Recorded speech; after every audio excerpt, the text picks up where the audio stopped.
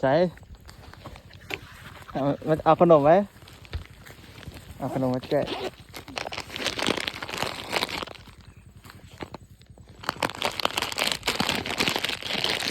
ใส่บ้านที่ใส่บ้านที่ใส่รับขนมได้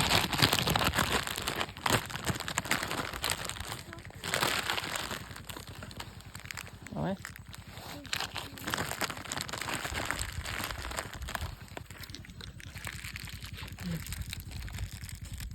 เอามาเด้อ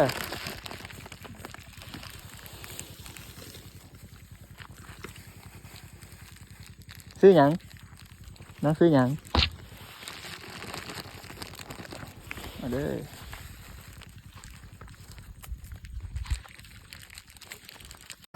ความสุขบางครั้งบ่จำเป็นต้องเป็นสิ่งที่ยิ่งใหญ่และมีราคาแพงต้องเป็นสิ่งที่มีราคาสิ่งน้อยๆที่เราสามารถให้กันได้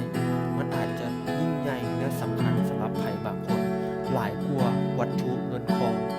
ถ้าการได้รับคือความสุขการให้อาจจะเป็นความสุขยิ่งกว่า